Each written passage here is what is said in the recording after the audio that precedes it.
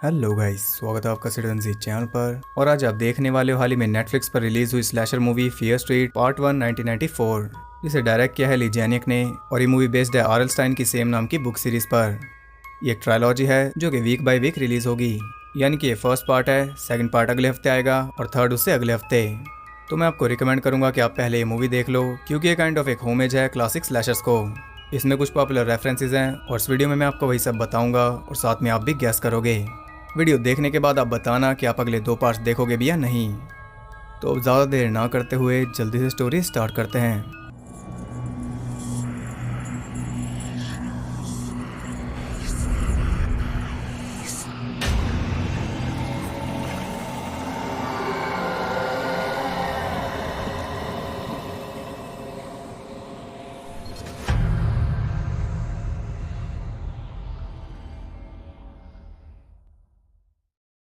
Movie के start में हम देखते हैं हैदर को, जो कि एक मॉल के बुक स्टोर में काम करती है और उसके पीछे रखी बुक्स आर.एल. स्टाइन की हैं और ये सब फियर स्ट्रीट सीरीज के ही पार्ट हैं। यहाँ हम एक और वर्कर मार्टिन को देखते हैं और साथ में हैदर के फ्रेंड रायन को भी।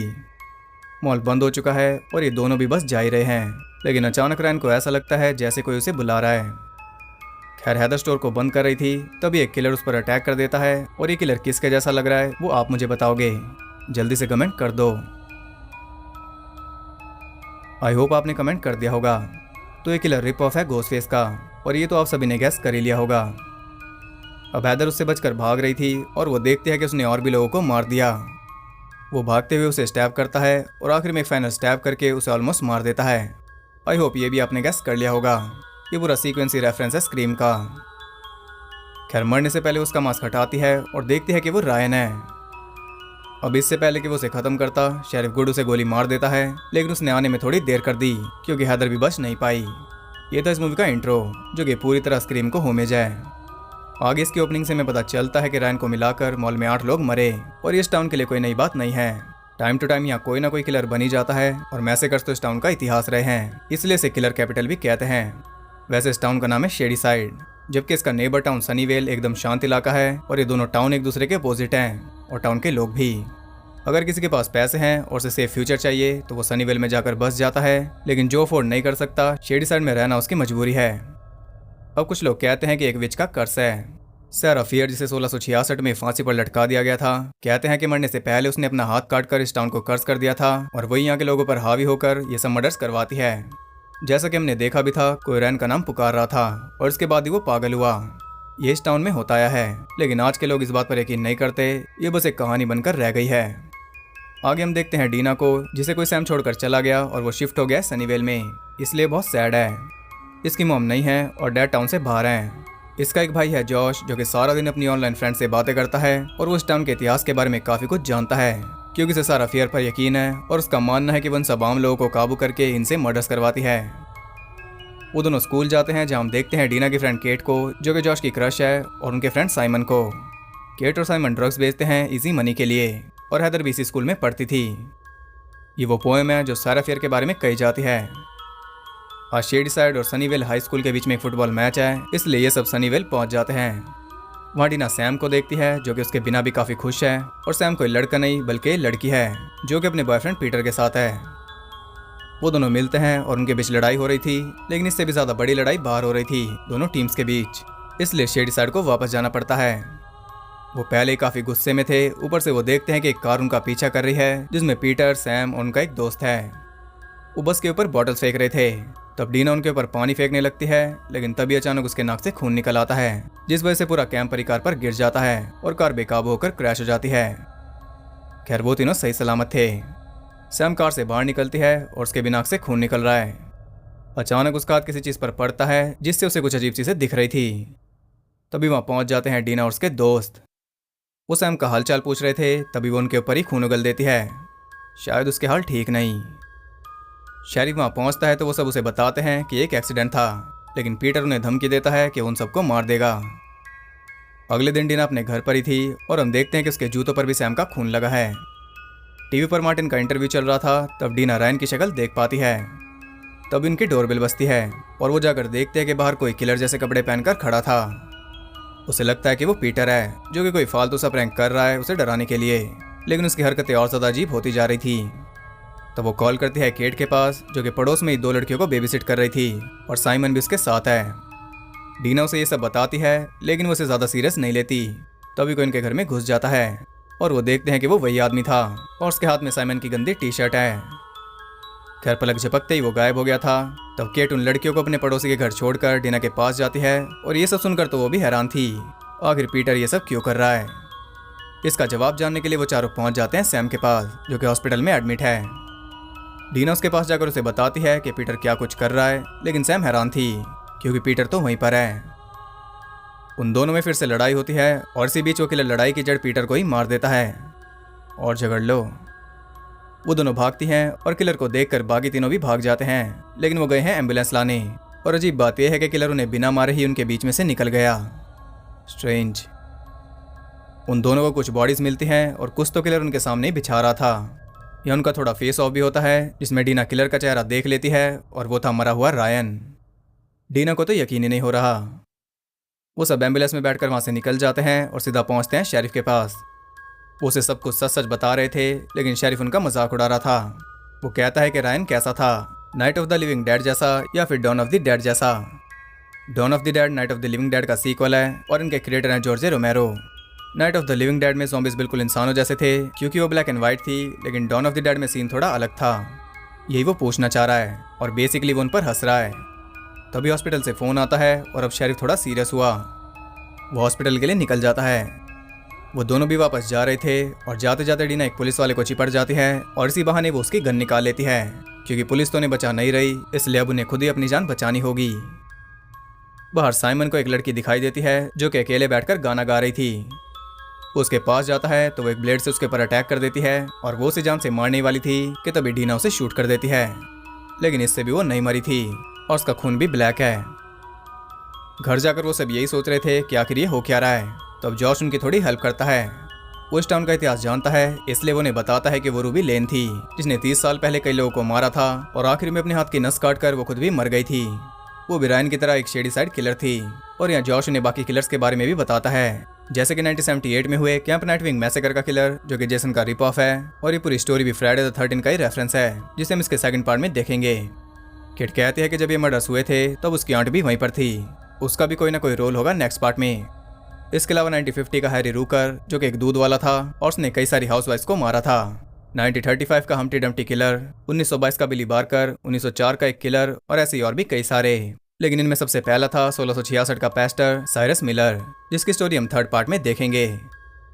अब ये सब किया धरा है सारा फियर का। नॉर्मल पीपल्स का किलर बनना तो इस टाउन का इतिहास है, लेकिन ये सब मरे हुए किलर जिंदा होकर वापस क्यों आ रहे हैं, और सबसे बड़ा सवाल ये है कि वो सब इनके पीछे क्यों पड़े हैं। इसका जवाब देती है सैम। वो बताती है कि उसने सारा फियर को देखा था जब उस दिन वो कार से उतरी थी, इसलिए वो सब उसी जगह पहुंच जाते हैं और देखते हैं कि वो सारा फियर की ग्रेव है जिसे सैम ने डिस्टर्ब कर दिया, इसलिए वो अपने प्यादों को भेज रही है उन्हें मारने के लिए। वो सोचते हैं कि अगर वो उसकी बॉडी को फिर से दबा देंगे तो सब कुछ ठीक हो जाएगा। और यहाँ साइमन नाम लेता है पोल्टरगाइस्ट का।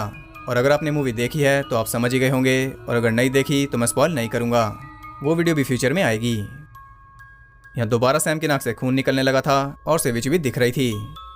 खैर वो जल्दी से सारी हड्डियों को लपेट कर दबा देते हैं, लेकिन इसका कोई फायदा नहीं होता क्योंकि सामने से नकली जेसन भाग आ रहा था। और स्ट्रेंज बात यह है कि वो जॉश को इग्नोर करके निकल जाता है।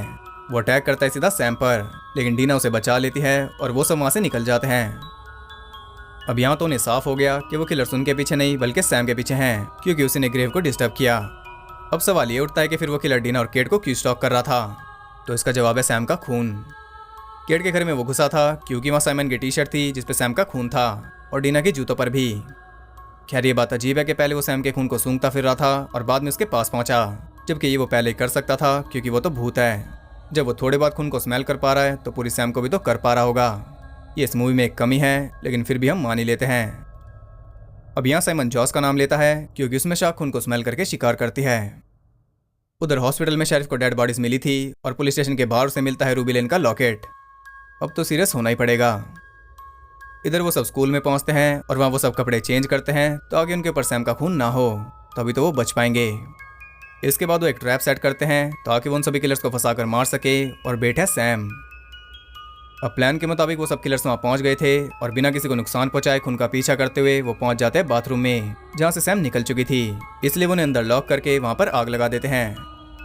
अंदर एक ब्लास्ट होता है, जिसके बाद वो सब आग बुझाते हैं और हम देखते हैं कि उन किलर्स के चीथड़े उड़ गए।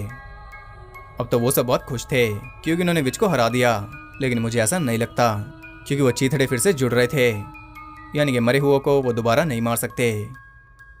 अब वो सब फिर से छुप जाते हैं और बचने के लिए उनके पास कोई प्लान नहीं था, इसलिए अब एक ही रास्ता है कि सैम खुद को सैक्रिफाइस कर दे, तभी वो सब बच पाएंगे। डीना इसके लिए तैयार नहीं थी, लेकिन सैम तैयार है, इसलिए वो खुद ही बाहर चली जाती है शिकार बनने। किलर्स की तरफ बढ़ रहा था तब जॉस देखता है कि नाइटविंग मैसेकर की एक सर्वाइवर है, सी बर्मन। उसने भी विच को देखा था और अगर वो बच गई थी तो सैम भी बच सकती है। वो सब सैम को फिर से अंदर ले लेते हैं और सी बर्मन का नंबर ढूंढकर उसके पास कॉल करते हैं, लेकिन कोई फ़ोन ही नहीं उठाता। तब वो खुद ही फाइंड आउट कर लेते हैं कि वो मरकर बची थी, उसका दिल रुक गया था, उसे CPR देकर फिर से जिंदा किया गया। यानी कि अगर सैम को जीना है तो पहले उसे मरना होगा, और वैसे भी वो मरने ही वाली है, इसलिए वो चांस लेती है और वो सब पहुंच जाते हैं मॉल में, जहां वो उसे मारकर फिर से जिंदा करेंगे। उधर हम देखते हैं कि शरीफ एक घर पर पहुंचकर अंदर नोट डालता है जिसपे लिखा था कि ये फिर से हो रहा है, यानी कि ये भी पहले से सब कुछ जानता है, और इसका मतलब कि हम इसे सेकंड पार्ट में भी देखेंगे। इधर वो सब अपने ऊपर सैम का खून लगाकर तैयार थे। केट ने उसे कई सारी दवाइयाँ दी थी जिन्हें खाकर उसका दिल रुक जाएगा, तब वो उसे फिर से जिंदा करेंगे, और इस सब में टाइम लगेगा, इसलिए इतने में वो किलर्स का ध्यान भटकाएंगे और डीना उसे जिंदा करेगी। डीना उसे दवाइयाँ खिला रही थी, लेकिन ये आइडिया कामयाब होता नहीं दिख रहा, प्लस किलर्स भी वहाँ पहुँच चुके हैं। केट उन्हें बचाती है, लेकिन वो खुद नहीं बच पाती। आपको लग रहा था कि ये नहीं मरेगी, लेकिन इसका सफर बस यहीं तक था, और साथ में साइमन का भी, वो भी मारा जाता है। अब एक किलर है जॉश के पीछे और बाकी दो आ रहे हैं सैम और डीना की तरफ। डीना अब उसे पानी में डुबाकर मार रही है, लेकिन वो मरने का नाम नहीं ले रही। उसके चक्कर में 2 लोग मर गए और अब लगता है कि बाकी 2 भी मर जाएंगे। खैर ऐसा नहीं होता क्योंकि सही टाइम पर वो दम तोड़ देती है और तभी सारे किलर्स भी गायब हो गए थे। अब बारी थी उसे फिर से जिंदा करने की। डीना अच्छे से ट्राई करती है, लेकिन अब वो जिंदा होने का नाम नहीं ले रही। फिर भी वो ट्राई करती रहती है और आखिरकार वो जिंदा हो ही जाती है। कुछ इस तरह बला टल गई। आगे उनके बयान लिए जाते हैं, लेकिन वो शेरिफ को कुछ भी नहीं बताते। तो वो कहता है कि इन सब मर्डर्स के लिए वो केट और साइमन को फ्रेम करेंगे, क्योंकि वो दोनों ड्रग्स बेचते थे, इसलिए पुलिस की स्टोरी में वो एकदम परफेक्ट बैठेंगे। मार्टिन भी वहीं पर था और जॉर्ज उसकी हेल्प करता है उसके पास एक क्लिप फेंक कर, जिससे वो खुद को फ्री कर लेगा। बदले में वो उसे अपना कार्ड देता है, यानी कि ये हमें आगे भी दिखेगा। रात को सैम डीना के घर पर थी, तब इनके पास एक कॉल आती है जो कि सी बर्मन की थी, उसी सर्वाइवर की। डीना कहता है कि अब हमें कोई मदद नहीं चाहिए, अब सब कुछ खत्म हो गया, लेकिन वो कहते हैं कि कुछ भी खत्म नहीं हुआ, तुम विच को नहीं रोक सकते। इधर सैम को ऐसा लग रहा था जैसे कोई उसे बुला रहा है, और ऐसा ही रायन को भी लग रहा था किलर बनने से पहले। हम देखते हैं कि विच ने सैम का नाम भी अपने किलर्स की लिस्ट में ऐड कर दिया, यानी कि उसके ऊपर हावी हो चुकी है।